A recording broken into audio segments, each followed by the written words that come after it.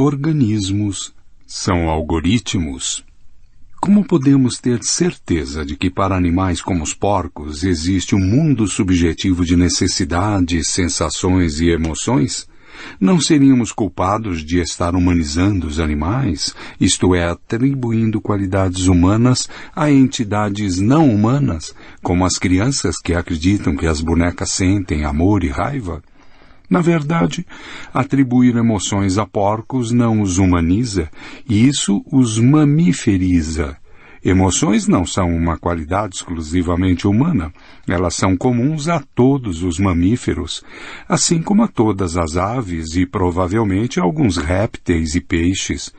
Todos os mamíferos desenvolveram aptidões e necessidades emocionais. Como porcos são mamíferos, podemos deduzir com segurança que eles têm emoções. Em décadas recentes, cientistas das biociências demonstraram que emoções não são algum fenômeno espiritual misterioso que é útil somente para quem escreve poesias e compõe sinfonias. Sim, emoções são algoritmos bioquímicos vitais para a sobrevivência e a reprodução de todos os mamíferos. O que se quer dizer com isso? Bem, comecemos por explicar o que é um algoritmo. Esse conceito é de grande importância não apenas porque vai reaparecer em muitos dos capítulos seguintes, mas também porque o século XXI será dominado por algoritmos. Algoritmo é indiscutivelmente o conceito singular mais importante em nosso mundo. Se quisermos compreender nossa vida e nosso futuro, devemos fazer todo o esforço para compreender o que é um algoritmo e como eles estão ligados a emoções. Um algoritmo é um conjunto metódico de passos que pode ser usado na realização de cálculos, na resolução de problemas e na tomada de decisões. Não se trata de um cálculo específico, mas do método empregado quando se fazem cálculos. Por exemplo, quando se quer calcular a média entre dois números, pode-se usar um algoritmo simples. O algoritmo estabelece: primeiro passo, obtenha a soma dos dois números. Segundo passo, divida a soma por 2. Com relação aos números 4 e 8, por exemplo, o resultado é 6. Com 117 e 231, o resultado é 174. Um exemplo mais complexo é dado por uma receita culinária. Um algoritmo para a preparação de uma sopa de legumes pode nos dizer: 1. Aqueça meia xícara de óleo numa panela. 2. Pique 4 cebolas em pedaços bem finos. 3. Frite as cebolas até ficarem douradas. 4. Corte 3 batatas em pedaços e acrescente à panela. 5. Corte um repolho em fatias e acrescente à panela. E assim por diante. Pode-se seguir o mesmo algoritmo dezenas de vezes, usando em cada ocasião vegetais ligeiramente diferentes e obtendo com isso uma sopa ligeiramente diferente. Mas o algoritmo permanece o mesmo. Uma receita por si mesma não pode fazer uma sopa. É preciso que uma pessoa a leia e siga o conjunto de passos indicados. Mas é possível construir uma máquina na qual esse algoritmo esteja embutido e que o siga automaticamente. Então, só seria preciso fornecer água, eletricidade e legumes, e a máquina prepararia a sopa sozinha. Não existem muitas máquinas de fazer sopa, mas provavelmente você conhece aquelas em que se vendem bebidas. Comumente elas são dotadas de uma entrada de moedas, uma abertura para a saída de copos e algumas fileiras de botões. Na primeira fileira, botões para café, chá e chocolate. Nos botões da seguinte se lê: sem açúcar, 1 colher de açúcar, 2 colheres de açúcar.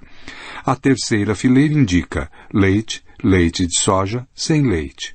Um homem vai até a máquina, introduz uma moeda na entrada e aperta os botões chá, 1 colher de açúcar, e leite.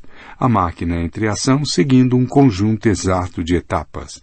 Ela deixa cair um saquinho de chá num copo, verte água fervendo sobre ele, acrescenta 1 colher de açúcar e leite. E pronto, tem-se um belo copo de chá. Isso é um algoritmo. No decorrer das últimas décadas, biólogos chegaram à firme conclusão de que o homem que aperta os botões e toma o chá também é um algoritmo. Um algoritmo muito mais complicado do que a máquina que prepara as bebidas, sem dúvida, mas ainda assim um algoritmo. Humanos são algoritmos que produzem não copos de chá, e sim cópias deles mesmos, como uma máquina de venda automática que, se tiver os botões pressionados na ordem correta, produz outra máquina do mesmo tipo. Os algoritmos que controlam as máquinas de venda automática funcionam mediante engrenagens mecânicas e circuitos elétricos. Os algoritmos que controlam humanos funcionam mediante sensações, emoções e pensamentos. E o mesmo tipo de algoritmo controla porcos, babuínos, lontras e galinhas. Considere, por exemplo, o seguinte problema de sobrevivência.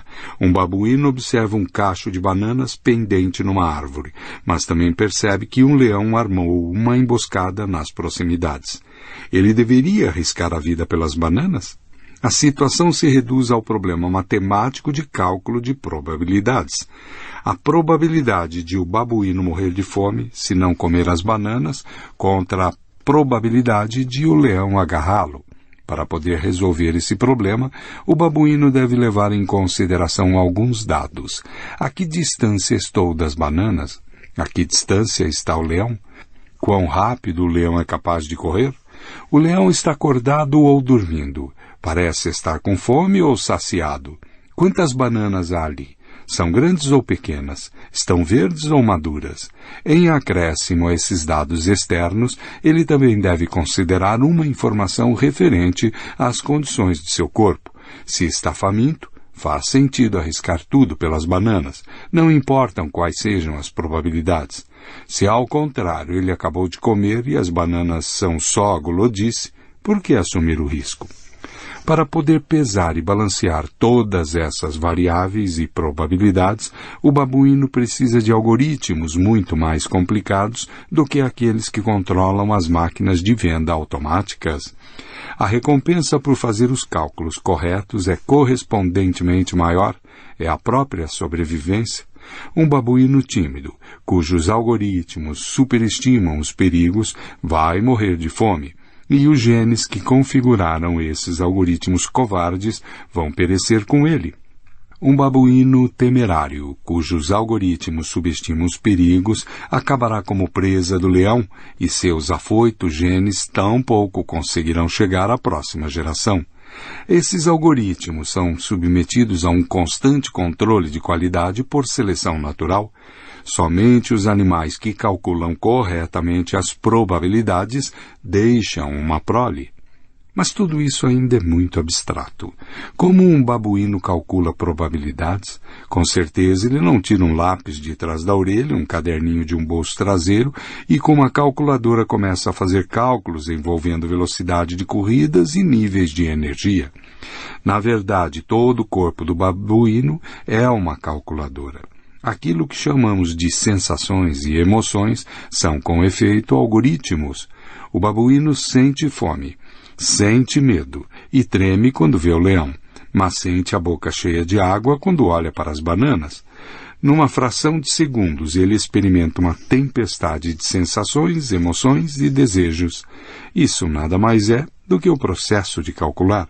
O resultado será representado por alguma forma de sentimento.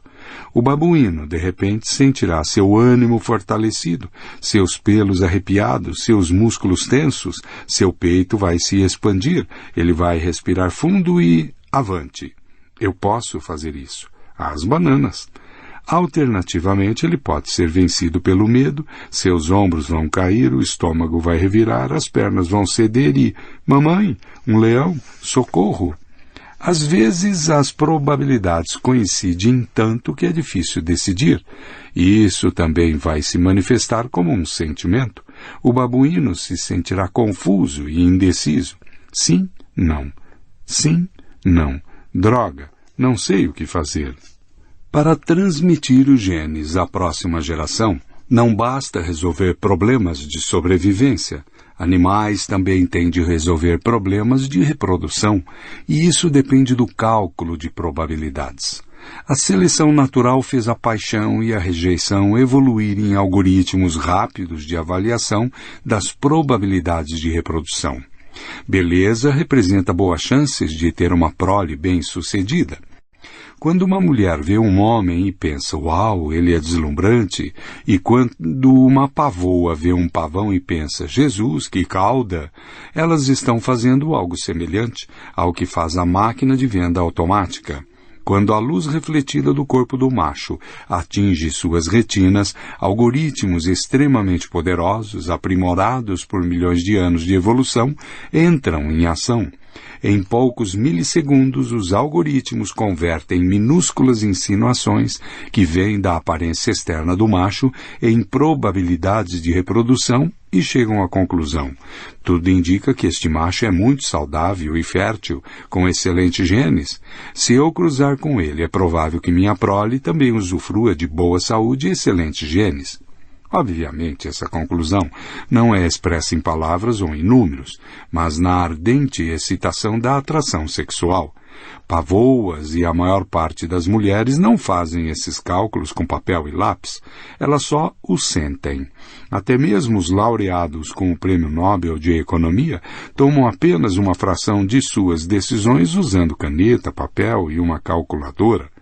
99% de nossas decisões, inclusive as escolhas mais importantes da vida, referentes a cônjuges, carreiras e habitats, são tomadas por algoritmos altamente sofisticados que chamamos de sensações, emoções e desejos. Como esses algoritmos controlam a vida de todos os mamíferos e de todas as aves, e provavelmente de alguns répteis e peixes, quando humanos, babuínos e porcos sentem medo, processos neurológicos similares têm lugar em áreas cerebrais similares.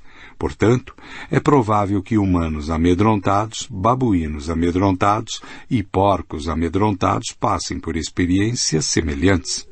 Há diferenças também, é claro.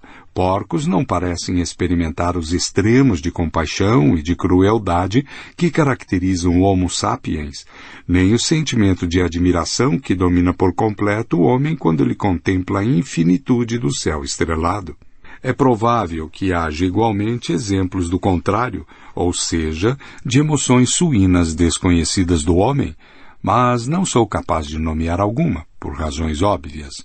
No entanto, uma emoção essencial é aparentemente compartilhada por todos os mamíferos, a ligação entre a mãe e sua cria.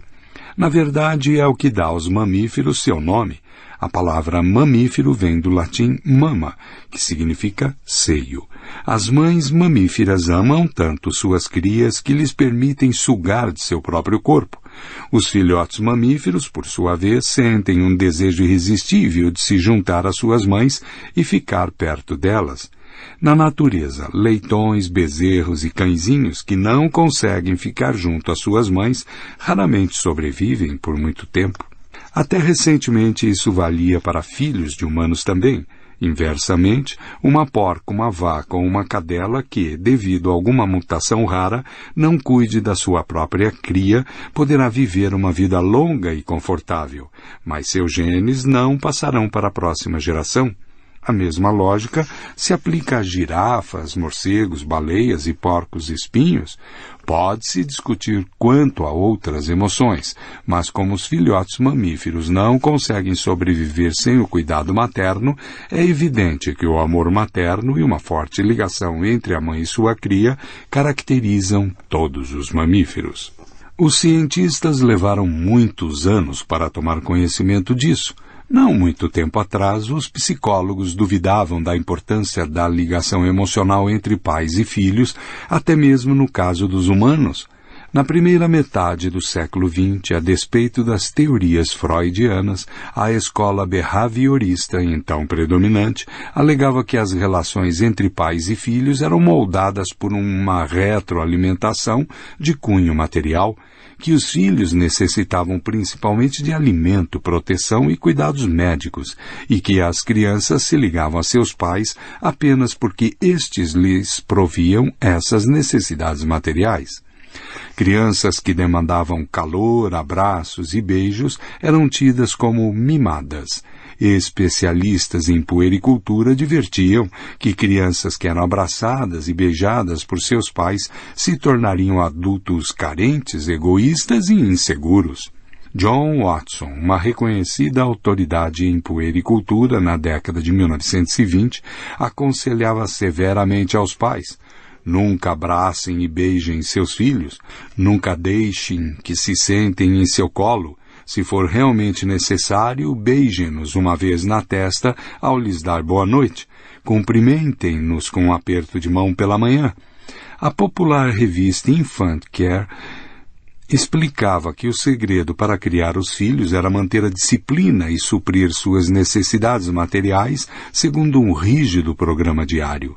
Um artigo de 1929 dava a seguinte instrução aos pais cuja criança chorasse por comida antes da hora de sua refeição: não a segurem, não a embalem para que pare de chorar, e não a alimentem antes da hora exata da próxima refeição.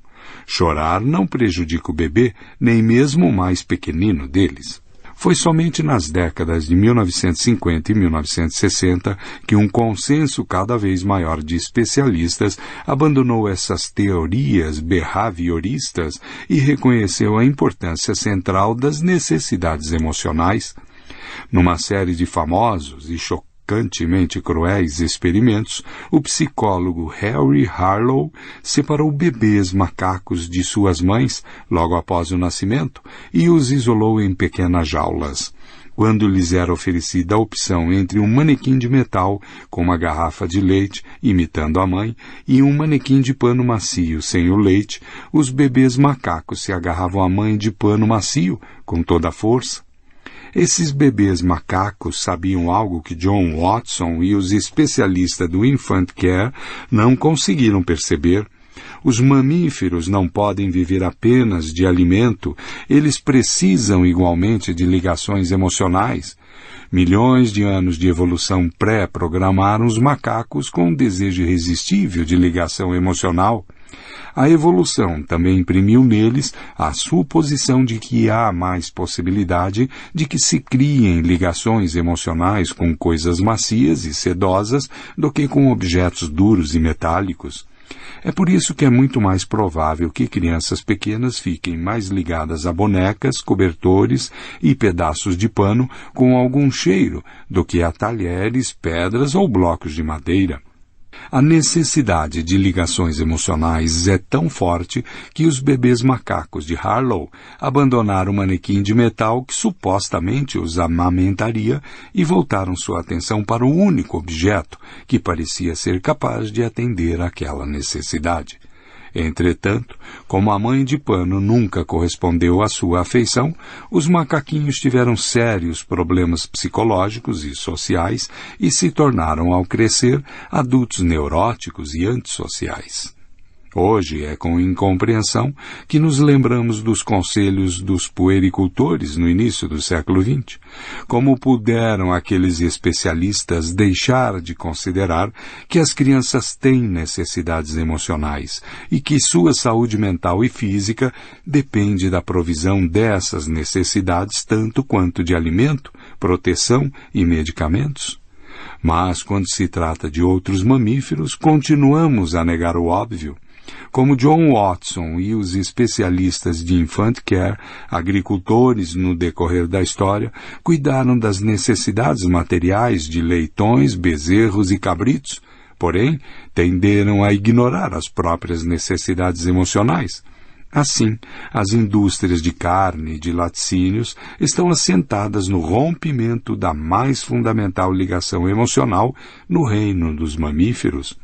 Os criadores mantêm suas leitoas e vacas leiteiras seguidamente emprenhadas. No entanto, os leitões e os bezerros são separados de suas mães logo depois do nascimento, e não raro passam seus dias sem nunca mamarem suas tetas ou sentir o toque quente de sua língua e de seu corpo. O que Harry Harlow fez a algumas centenas de macacos, as indústrias de carne e de laticínios estão fazendo a bilhões de animais a cada ano.